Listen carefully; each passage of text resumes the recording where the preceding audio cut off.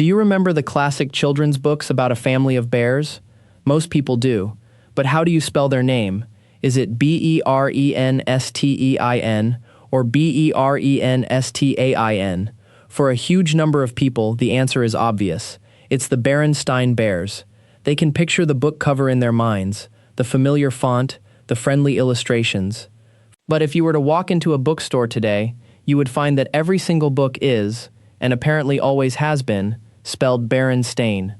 This isn't just a simple spelling mistake. It's a shared, specific, and deeply felt memory that directly contradicts the recorded facts of our world. This strange phenomenon, where a large group of people collectively misremembers an event, a name, or a detail, has a name, the Mandela Effect, and it asks a fascinating question about the nature of our minds and reality itself. Are our memories just deeply flawed, or is something much, much stranger going on? The term was coined in 2009 by a paranormal researcher named Fiona Broom. At a conference, she discovered that she and many other people shared a vivid memory of the South African activist and leader Nelson Mandela dying in prison in the 1980s. They remembered news clips, television specials, even a speech from his widow. But the reality was that Nelson Mandela was released from prison in 1990 and went on to become the president of South Africa, living until 2013. So, how could so many people remember an event that never happened? Once you start looking for it, the Mandela Effect seems to be everywhere. Imagine the most iconic line from Star Wars, The Empire Strikes Back. Darth Vader, looming over a defeated Luke Skywalker, says, "Luke, I am your father." It's one of the most quoted lines in cinema history. But if you watch the scene, that's not what he says. The actual line is, "No, I am your father." The Luke is an invention of our collective memory. Think of the mascot for the board game Monopoly, Rich Uncle Pennybags. Picture him in your mind. Top hat, tuxedo, cane, and a monocle, right? Except he has never worn a monocle. Not in any version of the game, ever. What about the famous Queen song, "We Are the Champions"? At the very end, doesn't Freddie Mercury belt out one last triumphant phrase, "of the world"? It feels like the only possible ending. But on the official studio recording, the song simply fades out after "We Are the Champions." That final flourish doesn't exist. The list goes on and on. There is no Jiffy peanut butter, only Jif. The beloved Pokemon Pikachu does not have a black tip on his tail. The fruit-flavored cereal is spelled Fruit Loops, not Fruit Loops. For each of these, there are billions of people who would swear, with absolute certainty, that they remember it differently. The feeling is not one of being mistaken, but of the world itself having changed. So, what does this all mean? To understand this, we have to explore two very different kinds of explanations. One is rooted in the known, observable world of psychology and neuroscience. The other takes us to the speculative frontiers of theoretical physics. Let's start with our own minds. Essentially, the first explanation argues that the Mandela Effect isn't a glitch in reality, but a feature of how human memory works. Our brains are not perfect recording devices. We like to imagine memory as a library of video files that we can play back with perfect fidelity. But the evidence from neuroscience suggests something far more complex and creative. Memory is a reconstructive process. Every time you recall an event, your brain isn't just playing a file, it's rebuilding the memory from scratch, using stored fragments of information. And in that process of rebuilding, details can be subtly altered, lost, or even added. Imagine an artist asked to paint a landscape they saw last year. They'll remember the big things, the mountain, the river, the sunset, but they might paint in a tree that wasn't really there because it feels right, or change the color of the sky to make the composition more pleasing. Our brain does the same thing with our memories, unconsciously smoothing over gaps and inconsistencies to create a coherent and believable story. This process is known as confabulation. Confabulation isn't lying, it's the brain's automatic gap-filling mechanism. It happens to all of us. And it perfectly explains many Mandela Effect examples. A monocle, for instance, is a classic symbol of old-fashioned wealth. So when we reconstruct our memory of the Monopoly Man, our brain might add a monocle because it fits our mental template, our schema, for a character like that. It just makes sense. Similarly, shouting, "of the world," is such a powerful and common way to end a triumphant anthem that our brains simply assume it must be there at the end of "We Are the Champions," especially since Queen often performed it that way in live concerts. This leads to another key psychological concept, source amnesia. This is our tendency to remember a piece of information, but forget where we learned it.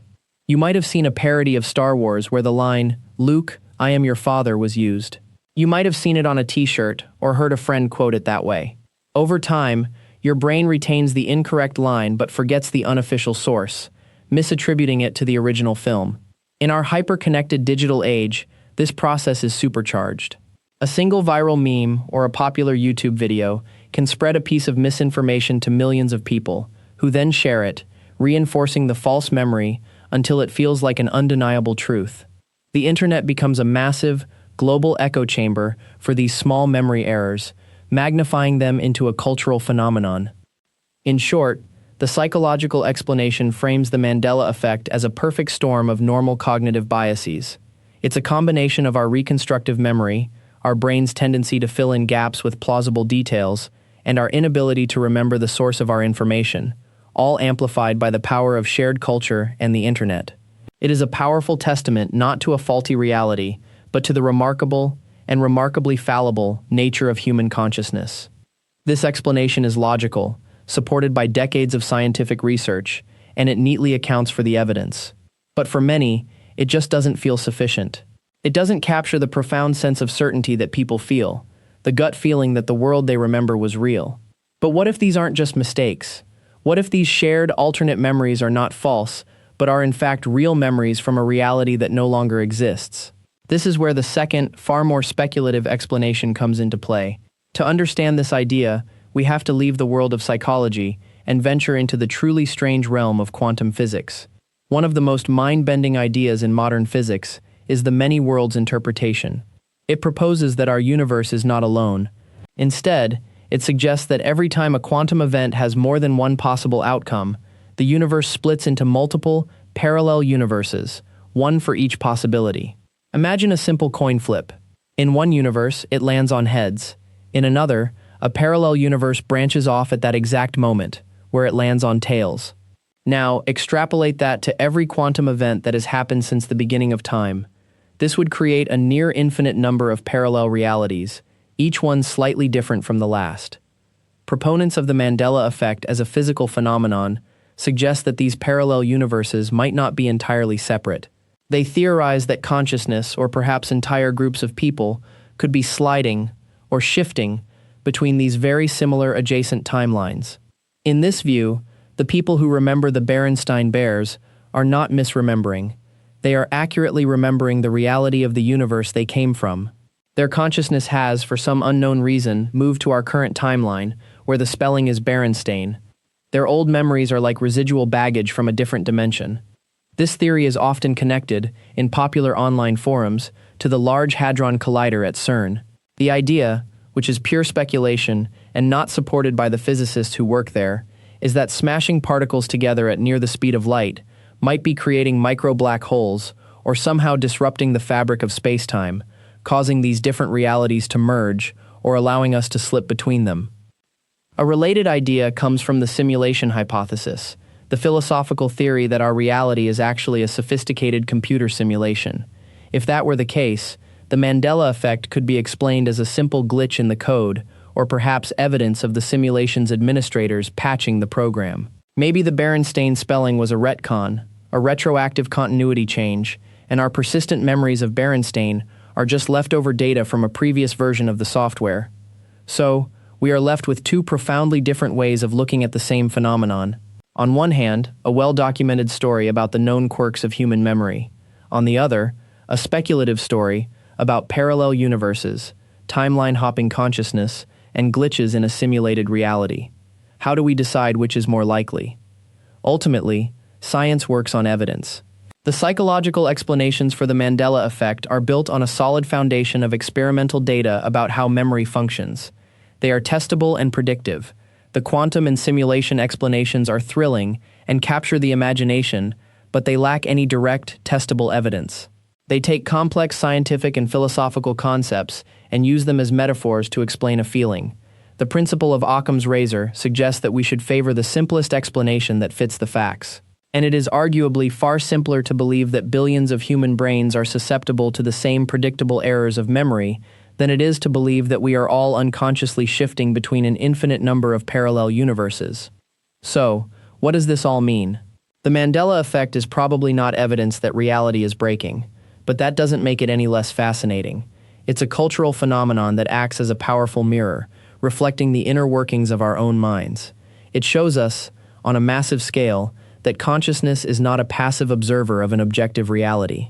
Our brains are active participants, constantly building, shaping, and narrating the world we experience.